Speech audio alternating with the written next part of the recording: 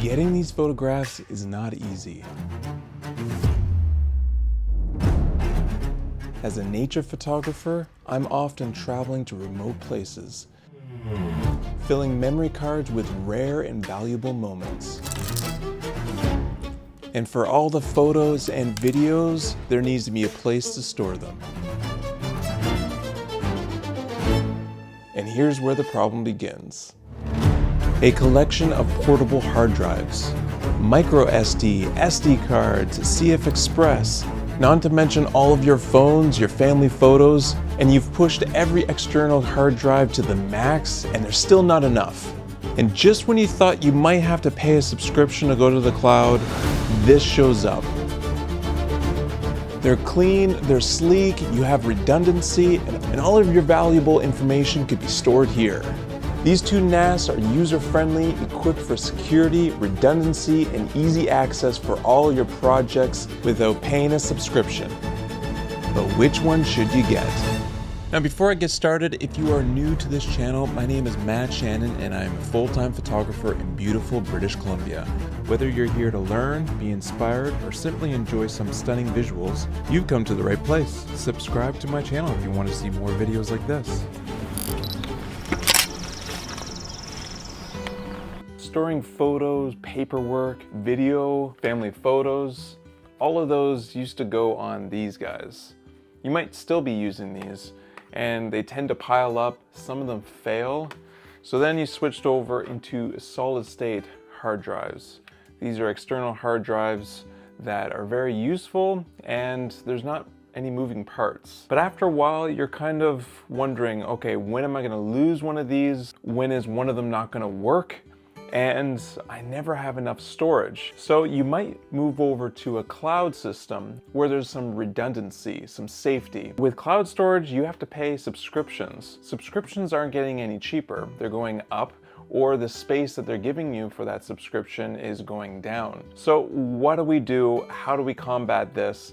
Is there any control that we have? And there is. This is where we get a NAS. This allows for redundancy. It's our own cloud. You can access it through the internet.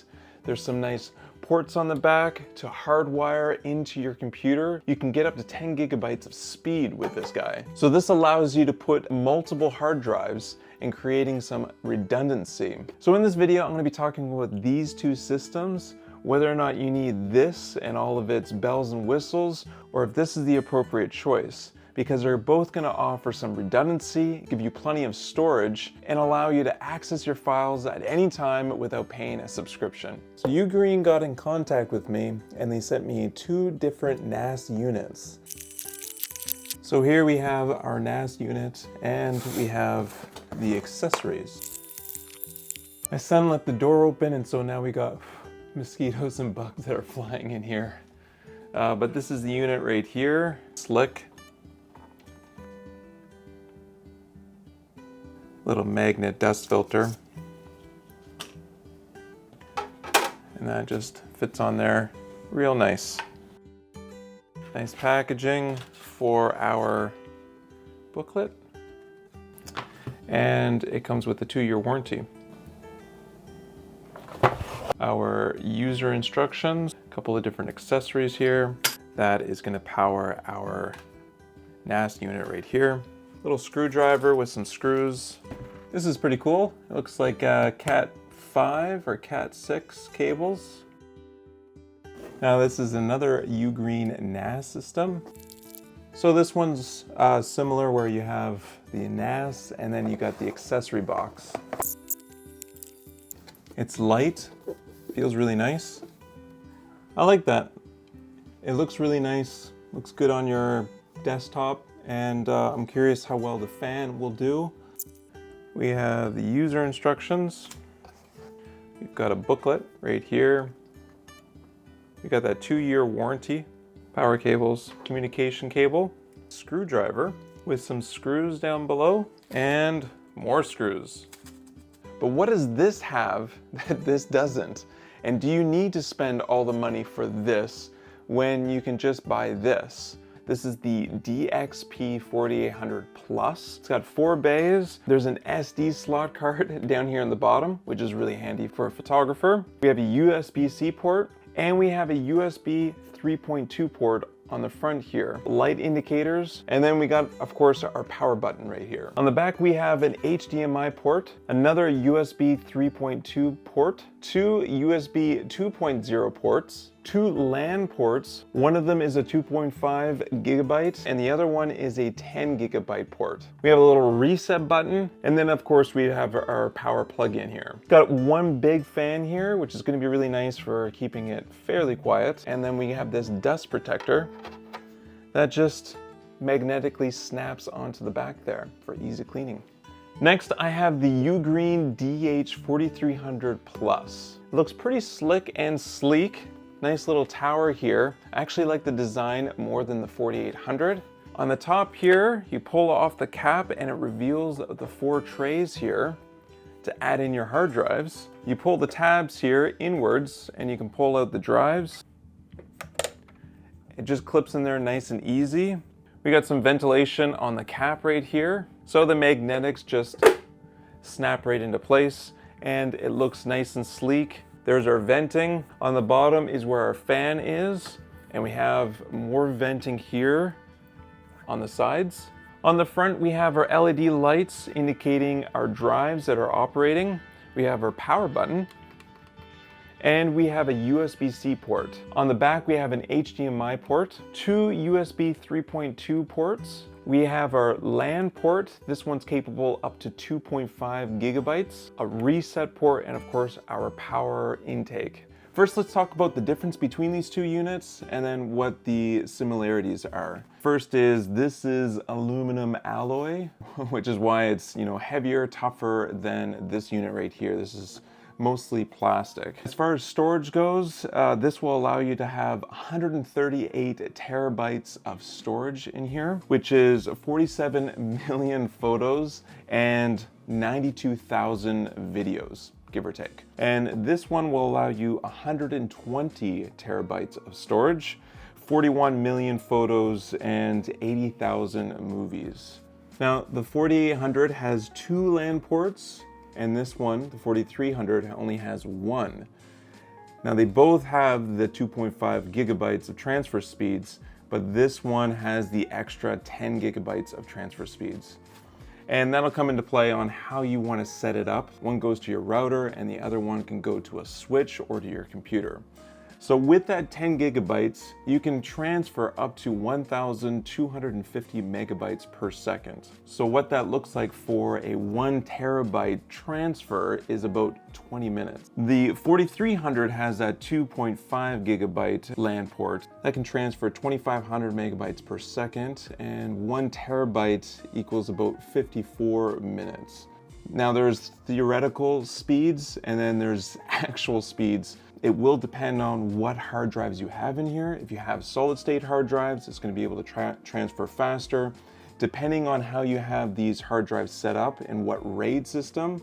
So there's RAID 0, there's RAID 5, there's RAID 10. These will change depending on how you have these set up. Now they both have AI album assistance. So they will both auto sort people, places, and animals. They can detect duplicates and you can delete them so you don't have duplicates of everything, which is a huge problem for myself.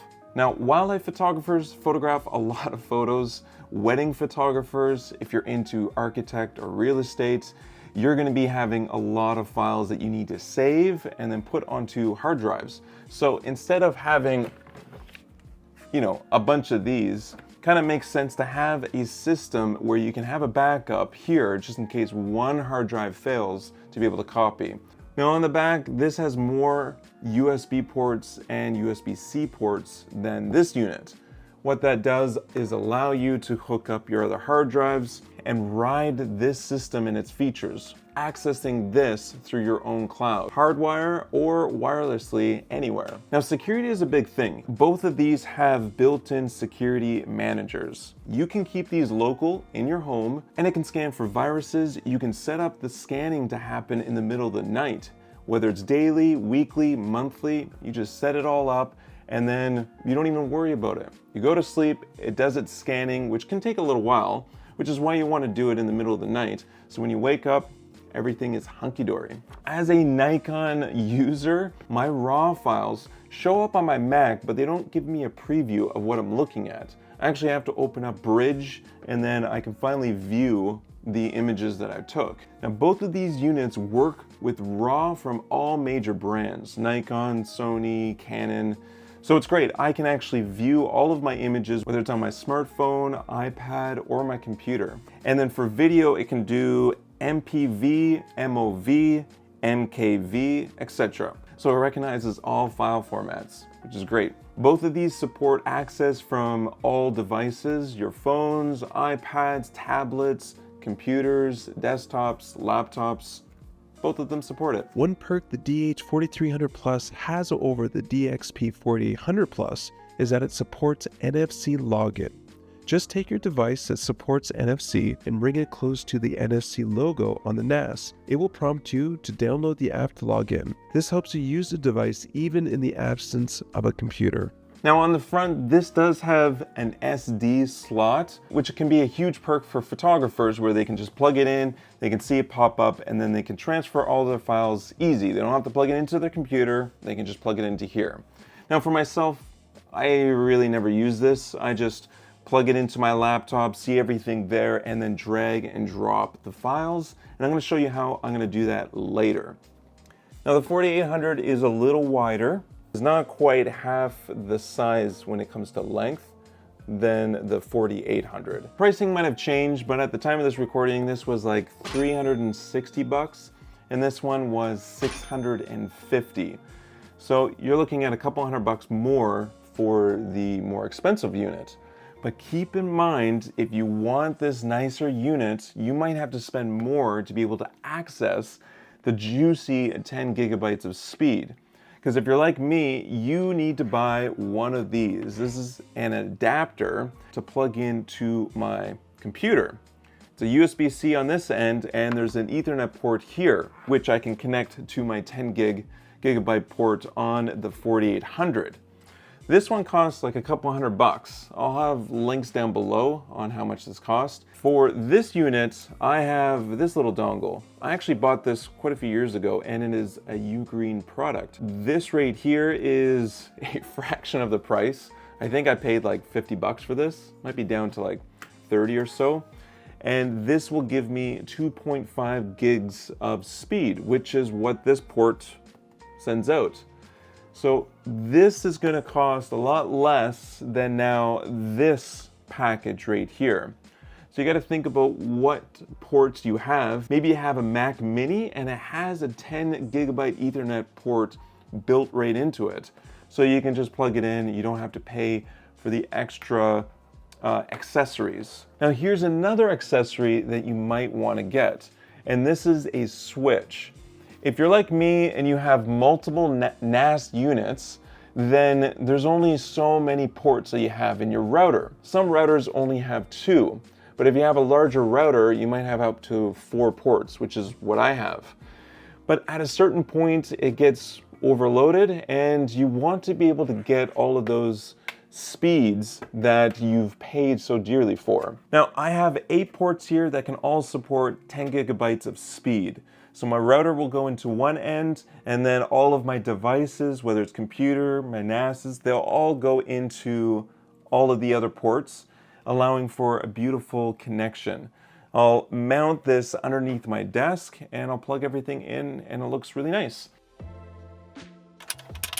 Now, setting up your NAS is really simple. You don't even need tools. You can push on each tray, widening them so that they fit the 3.5-inch hard drives. So I got some hard drives here. They are NAS hard drives. Goes in like so, and then you push that down. Perfect.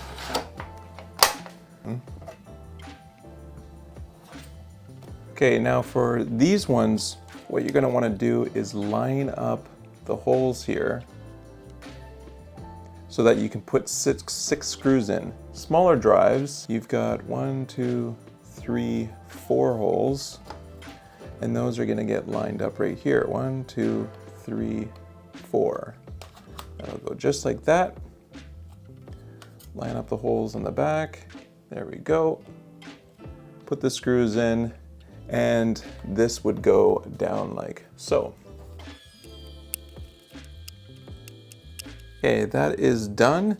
There is rubber right here, so this is nice and squishy, but this is plastic, and there is a little bit of bumpers here.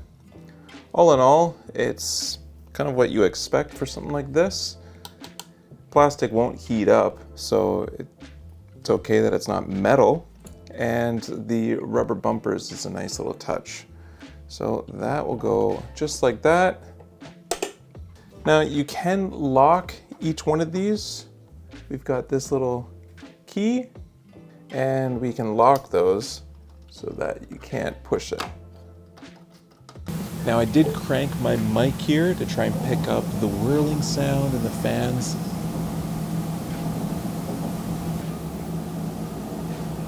You really don't notice it. So I powered on the 2 units, and then I ran a Cat 6 or a Cat 7 cable into my router. In my router, I have 4 open ports right now, which there's enough for these 2 units, and I can access it through the internet. This is going to get us to the next step to setting these up. Once the lights are flashing white, I can go into my browser and then type in find.ugnas.com. And this is going to bring up both units so I can connect, add username, passwords, and access both of these. In my browser, I typed in find.ugnas.com and it showed this unit. So this is the first one that I turned on. You'll then create your own admin name, password, and then within no time, you'll be in control of your NAS. I'm gonna try not to get too complicated here. I've got 2 hard drives in here, and I can create a safety net to make sure that if one hard drive fails, the other one is gonna back it up. So with just 2 of these hard drives, I can create a RAID 0 or a RAID 1. RAID 0 just means that there's no redundancy. If one fails, that's it. RAID 1 has it so that if one fails, the other will have your back. These 2, I'm gonna put them into their own storage pool, and from that pool, I could onload, offload, share files, do whatever I want, and if one of these fails, that's okay, because I'm in a RAID 1. Now, another great thing is that Ugreen allows for third-party hard drives to be used in their systems, so if you're someone that likes using third-party hard drives, well, Ugreen is definitely going to be a winner there. Now, once you're opened up into your NAS, and it doesn't matter if it's the 4800 or the 4300, it will look the same. Once we have access, we're going to want to set up our storage. We click create, then we want to select our 2 hard drives here, and just like I said below, we had 2 RAIDs we can check off. We can go to RAID 0, which means it's going to be really fast, but there's no backup, or we go to RAID 1, and so RAID 1 is definitely going to be the clear choice for myself. All right, now let's go over some of the bells and whistles. Now you can go to your app center and you can download a bunch of these great apps to install. One of them is security. I haven't installed that yet, so let's do that now. Photos is a great one. So I downloaded this one and I already uploaded a bunch of my files here. You can go to the settings button and we can go over to the intelligent tab here and we can download a bunch of these like people recognition, text recognition, duplicate photo recognition, scene and object recognition, image recognition. So what this allows us to do is here's one for object recognition, is animals. You select that and voila, it found animals for us. Let's go into typing eagle. And there we go. Lots of eagle shots here, so let's click on eagle. And look at that. Tons of bald eagle shots. Fantastic. Other things that this app can do is mark categorization, live photo backup. It even has what they call semantic search, where you type in some details about one or more photos, and it narrows down your search. All right, let's break down how I access everything. I run through Lightroom, Photoshop, Premiere Pro, and I do the things that I need to do. Now, the plain and simple way to access everything is just from where you access everything else, whether it's a hard drive or it is an SD card on your computer. I just open up the files there. So how I do that is I go to my Finder, and on the right-hand side under Locations, or you can go to Network, you can see the two NAS systems that I have here. I've got the 4800 and the 4300. So here's where you can create your own personal files where only you have access, or you can create shared files.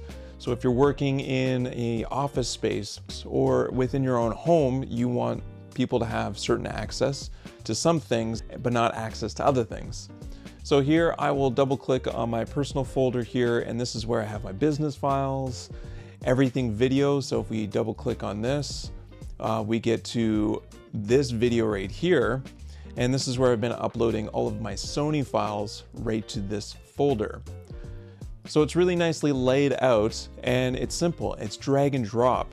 So if I plug in a CF Express card from my Z9, which it shows up on the computer here, I just opened up another Finder window, and here I have images from that card.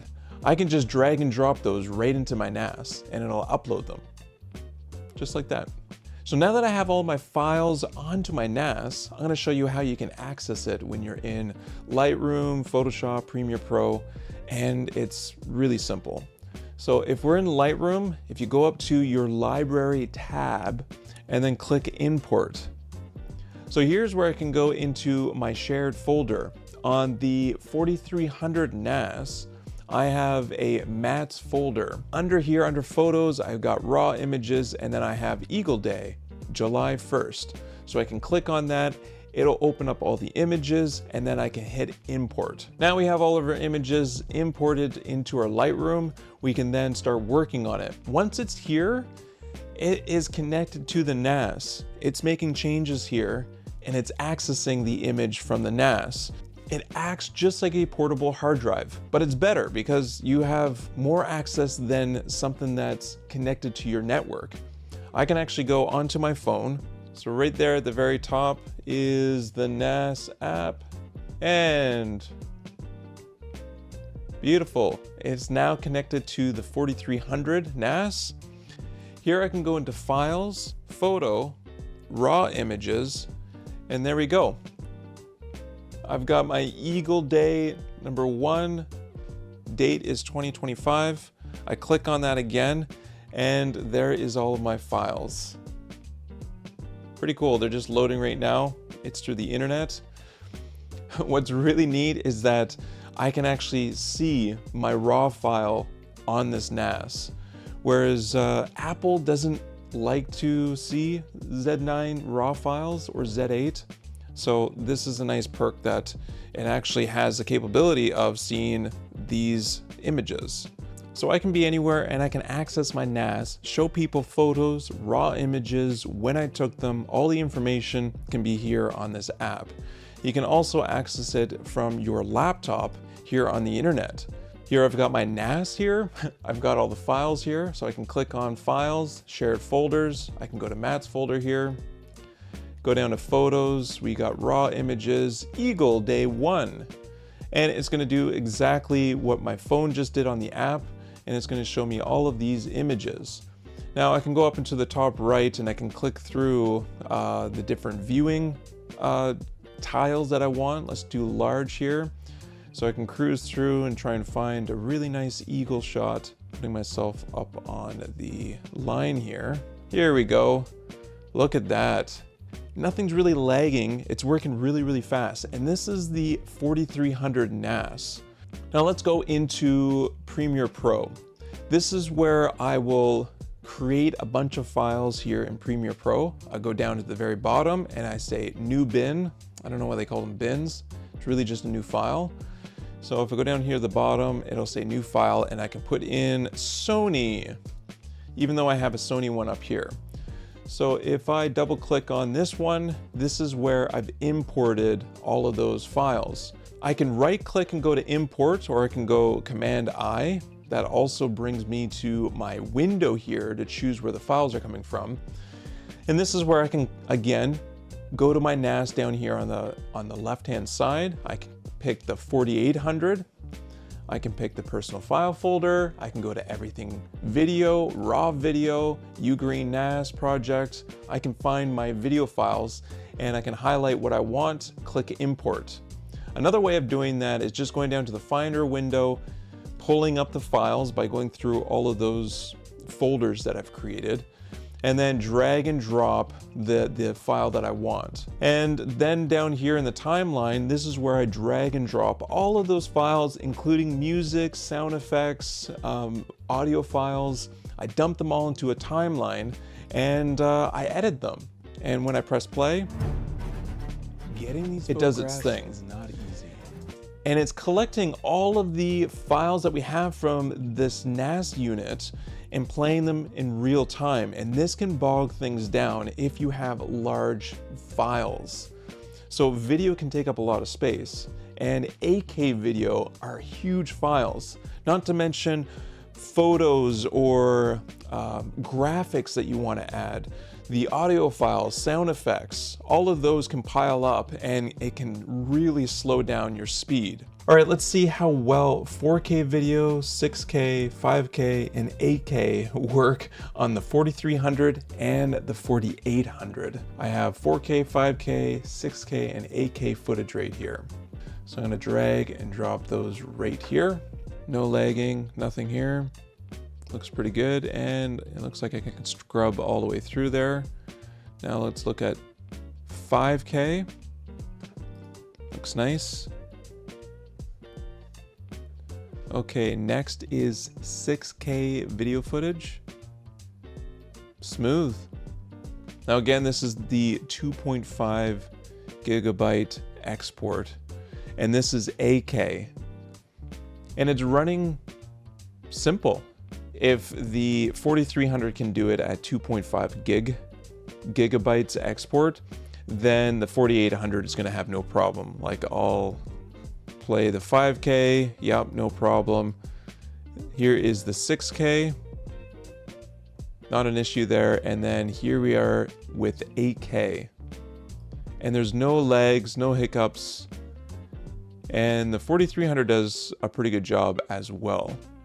Now let's take the 4800 with the connection port of 10 gigabyte, and then I'm just gonna go into my personal file here. I'll go into videos, and I've got a video file on my desktop right now that is just over 10 gigabytes. And I'm gonna drag it, drop it on, and just see how fast it will write onto this. It is less than a minute to copy over. Disk speed test. We're gonna select the 4800, and right now it's connected from the 10 gigabyte port into my computer here, and start.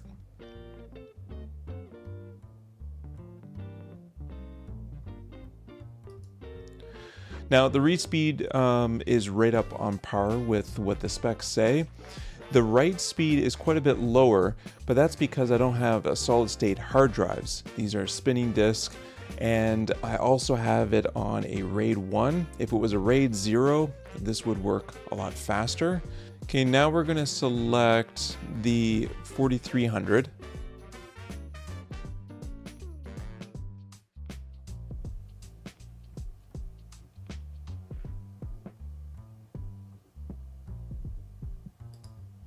And this is right on par with being a 2.5 gigabyte Ethernet export.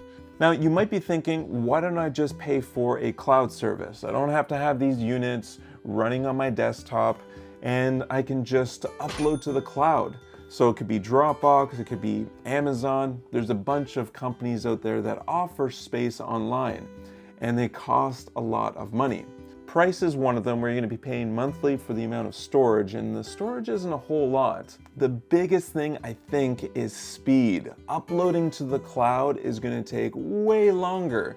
The bottleneck is going to be your internet. how fast you can go ahead through your internet, sending all of your files to the company's database. Well, which one should you choose? Because this one actually does pretty good. You can still run up to 8K video. You might not be able to do Lightroom, Photoshop, play some movies and stuff in the background, and edit some videos. So that's where this is gonna struggle. But if you're not doing YouTube videos like I am, where you're editing your photos and dragging and dropping them, and you have maybe other people in your household that wants to use the NAS, then this one might be the one for you. You also don't have to spend a crazy amount of money on accessories if you need this to be plugged in using some adapters. Now, this unit, it's great. I love this. This is something that I use because of my heavy workload. And I have a discount code for 20% off of these two products. The link is down in the description. Thank you, Ugreen, for sponsoring this week's video. Thank you so much for watching. Subscribe if you aren't subscribed, and I will see you on the next episode. Ciao.